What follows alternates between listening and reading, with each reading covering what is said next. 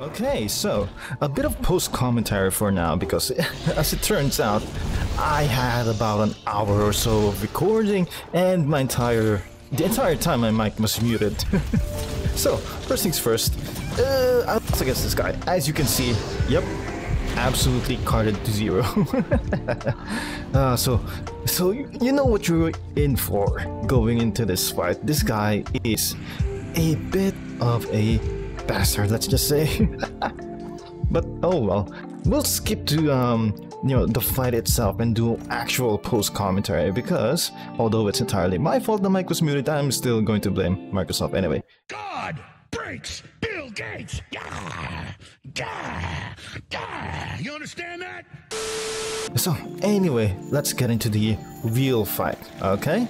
So you want to remind yourself always when you're going into a fight with, even just regular Brachydios is to bring along some level 3 anti-blast, okay?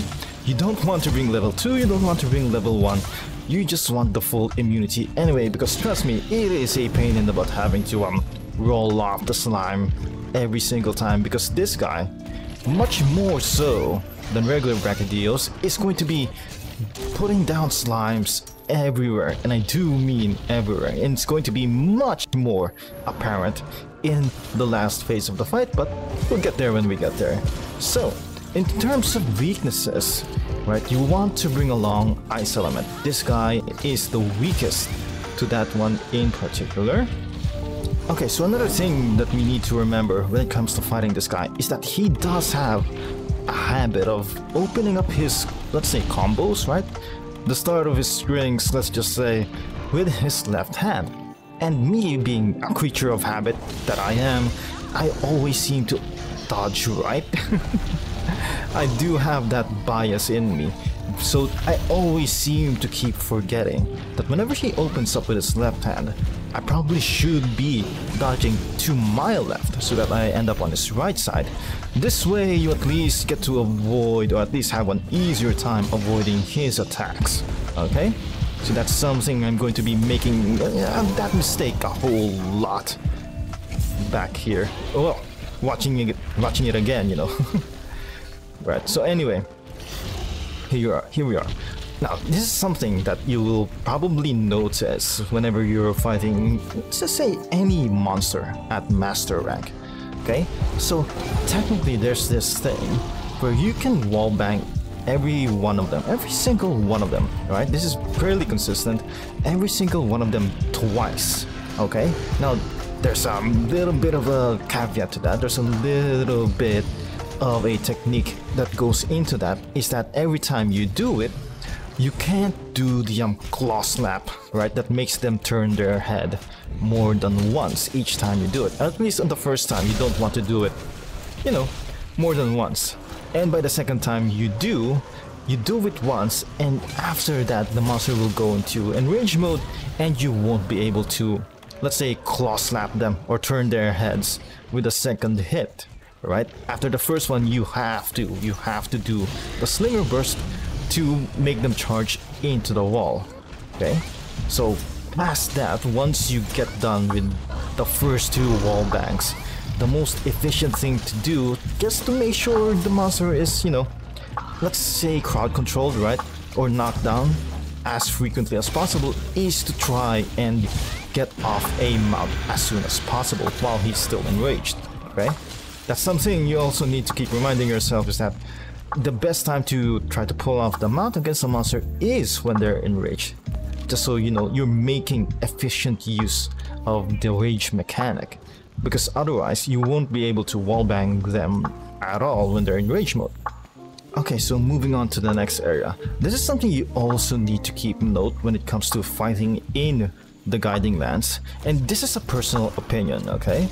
I think most of the areas in the Guiding Lands are not particularly well designed, or at least let's just say designed to be in your favor, right? Now, here's the thing, my favorite map in this game has to be the Ancient Forest for quite a few reasons. It's because the corridors are not so, let's just say, not so spacious, right? That you can sort of, or you rather not suspicious that you have a hard time trying to wallbang most monsters, but at the same time, not so, let's just say, cramped that you can't fight large monsters like this and, you know, have a hard time with it, okay? Because, you know, they're big. But yeah, in the guiding lands, you have areas like this now that I'm fighting this guy. And this place is a big place, and if you happen to be fighting the monster somewhere around the center, you're probably not going to find yourself a wallbang, even though for some monsters, you know, the wallbang carries quite a long distance, right? So that's something you need to keep in mind whenever you find yourself that the monster is not aggroed. You probably want to lure them close to a wall before you try and attempt that. Otherwise, you know, you just end up enraging the monster without much reward for yourself, which is not a good thing, especially against this guy, which is much more powerful, as you can see, when he's enraged, okay? So, let's talk about his enrage mechanic. So, this Brachydios, you see there, painted. Nice, nice, nice. Let's just skip to when I'm fighting back again. Okay, so about his enrage mechanic. Now, this guy, much like his, you know, regular counterpart, will have this thing where he covers his arms and his head in the slime. Now, whenever his whenever his hands, let's just say, and his head make contact with any surface like the ground, sometimes the walls, he will leave behind a little pool, a little puddle, a little, you know, stain of that explosive slime on the ground that, you know, will detonate after a, let's say, relatively short delay. Sometimes it's longer, sometimes it just detonates whenever he wants it to.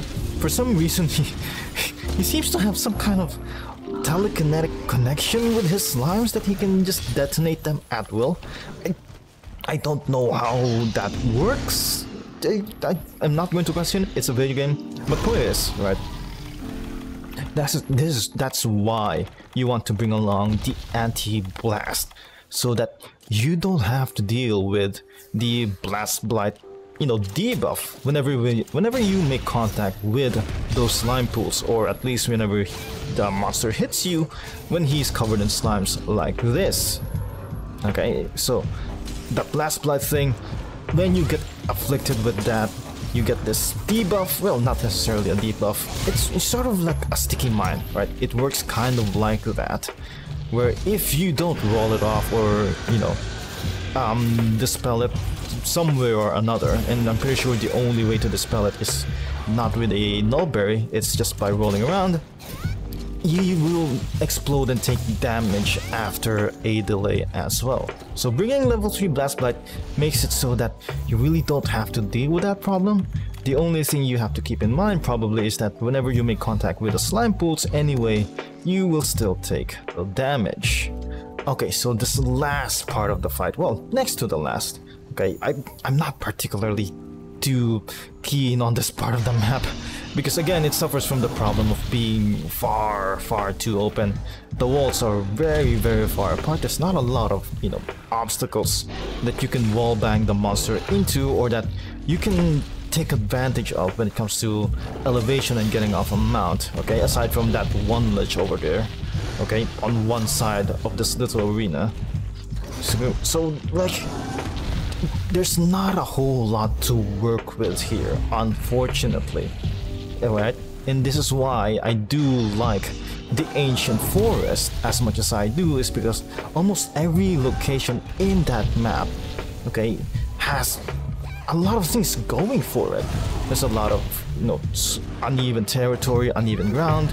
There's some slopes, there's some trees, there's some elevation that you can climb off of, there's some walls that you can run up to, right, and do the freaking running dive attack with the sword and shield that I really love. But yeah, I never even get to do that in the guarding lands nearly as much, because there's not, the map tends to favor big open spaces like this, which I am, you know, not at all a fan of, at all, because it tends to favor the monsters more than the hunter. Okay, but yeah, anyway, and I don't mean to say that as if the the areas are badly designed. Okay, maybe they are, maybe they aren't.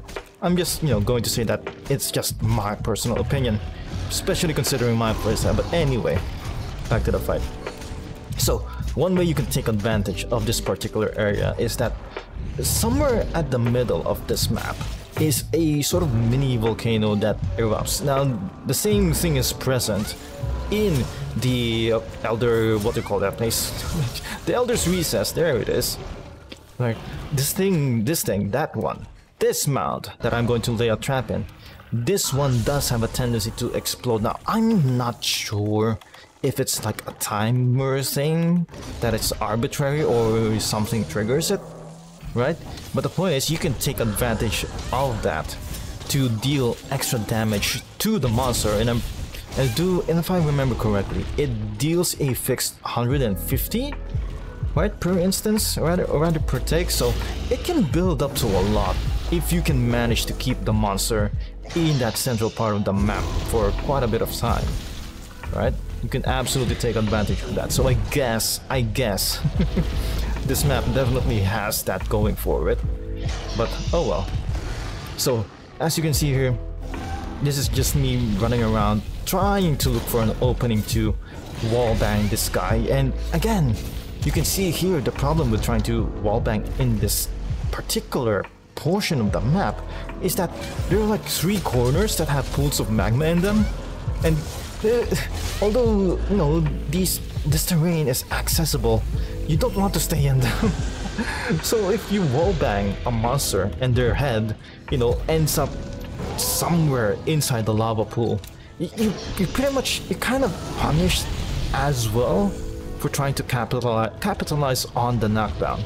So here you see me, trying to crowd control the monster into the middle part of the map so that he takes damage. Alright, so whenever that thing pops up, you see there, it takes 150 damage. Whenever this thing pops up, you want to be playing around it just to make use of environmental stuff to deal extra damage. And I think we managed to end up dealing 300 or 450. I'm not sure. Maybe it was 300. Right, if we had managed to keep that guy, let's say beleaguered at that section, we might have been able to deal more. Theoretically, we should have been able to deal like 3 times that. Okay, so this last portion of the fight is kind of a weird thing, right? When he does this thing, right, you can technically punish him here without taking damage if you work on, let's say, somewhere around his legs or his tail. Don't do what I did and I just sort of put on a rocksteady mantle and try to perfect rush him while he does that, not knowing that I was going to take damage for the whole thing. But still, what happens here is that when you get to this area and you get to fight him, you're not allowed to retreat from this place, particularly not without a far caster, right? So that whole thing he does at the start pretty much blocks all the exits, as you can see. So the only way you're getting out of this particular area probably is by farcasting or by carting, essentially. So yeah, so you see there that thing he does where he just magically summons a bunch of slime pools in the map. Like, how does that work? I don't know. And for some reason he's also able to just magically detonate all of these slime pools all at once with just his screaming. I'm not sure how any of that works, by the way, but still, that's something you need to watch out for. And whenever he does it, whenever he summons all of the slime pools, there's not a whole lot of time that you can get to play with before he starts to detonate all of them at once. So in that entire time, probably your best use of your time fighting him is trying to find a position where you will be less likely, less likely to get hit by the exploding slime pools.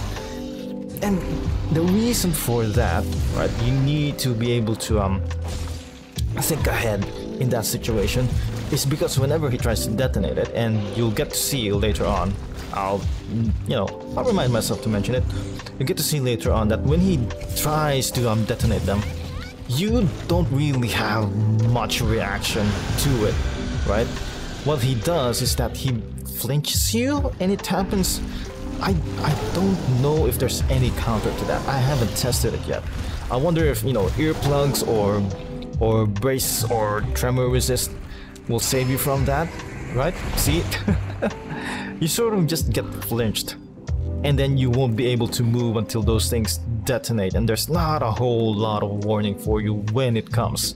So you really need to find a good position not to get, you know, exploded on, splooged on when that happens, okay?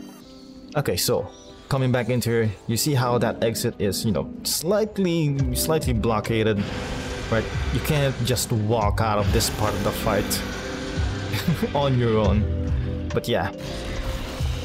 So what happens here is that it's not much different from how he usually fights, with the sole exception of that one move where he does summon all of the slimes all over the map. So you just need to be patient here, right? He has a lot of moves that don't have a whole lot of openings to them, and you're just going to have to, you know, let's just say settle on the more simpler moves that you have, the more faster recover ones, so that you don't end up putting yourself in a position where you can take damage or get absolutely destroyed by this guy trying to recover from a big hit, okay? Which is also the reason why I decided to bring along my sword and shield to this fight, because sword and shield doesn't have a whole lot of moves aside from, you know, maybe perfect rush, where it takes a bit too long for the hunter to recover, okay? So yeah, definitely recommend taking, you know, faster, lighter weapons to this fight, okay? But that's not to say you can't take your great swords and your hammers to this thing. It's just, I feel like it's, you know, much easier doing it this way, especially if you're just learning like I am. So yeah. There he goes. You see how I position myself specifically where the slimes aren't as soon as he summoned them. I barely attacked that entire time, okay? So at this point, it's just a matter of time of, you know, trying to poke him down until he gets really low health. And trust me, he is. If you can see the skull emoji showing up on the minimap of the monster icon, that means he's, you know, probably less than 20% health. I'm pretty sure that's an indicator for when the monster is at 25% health or less. So he shouldn't be more than a, let's just say, couple more, maybe one more perfect rush away from dying, right? So yeah, you see me there again.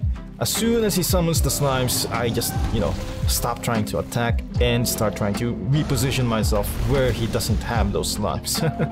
And once he detonates them, I'm at least at a safe distance from all of them that I won't get exploded on. I think I am. See? Kind of am. There we go. So, pretty much the last part of this fight is, as I said, a complete test of patience, right? Because I'll have you know, when I was, you know, recording but also not recording because my mic was muted, this entire time with me just running around trying to avoid him and doing pokes every now and then, this entire time I was, you know, cussing this guy into oblivion. I spent like 5 whole minutes running around and just, you know, saying all sorts of nasty things to this monster. I was really salty at the time. Right? I basically spent the entire time just running around and trash talking this guy into oblivion instead of actually dealing damage. Right? And yeah, as you can see, that is a tough spot to be in. Ooh, that made my butt clench when I was at the time fighting him. Oh well, but here we go. See? There's not a whole lot much more to explain here. It's just me trying to poke him down, right? Trying to get a knockdown, a wall bang as soon as his enraged state comes around. So at this point, probably just try to get him into a position where I can wall bang him and then perfect rush his face, and after that he's probably dead. Let's just wait for it. Oh, there we go. There it is, the left hand again, you see that? And me dodging to the right like an idiot, I still get caught. If I dodged to the left, I probably would have avoided it. So yeah, there it is. He does the thing one last time, and we reposition ourselves exactly where the slimes aren't. But you also have to be careful, you know, this entire time, while he's trying to attack you, he's also still spreading slime. So you still need to be very, very careful not to let him corner you into a tough spot where you won't be able to avoid any of it. So yeah, you see, look at this, look at this. Look at me, I'm standing here. That entire time I am, you know, saying the most heinous shit possible against this guy. But yeah, I find my spot, I find my opening, and I give him the wall bang to end all wall bangs with a crystal burst, no less, and then perfect rush to the face, you know, opening with a crystal burst first, and then he's dead. So there it is. Okay, that's how you fight Raging Brachydios. With monsters like this, and especially with Rajang as well, it's just a matter of patience and waiting for your openings. So there you are. That's the game. That's the fight. That's today. Ladies and gentlemen, thank you so much for sitting around with me, right, around all this scuff, all this incompetence. But oh well, oh well. Until next time, okay, I'll see you guys around. Okay, let's get the fuck out of here.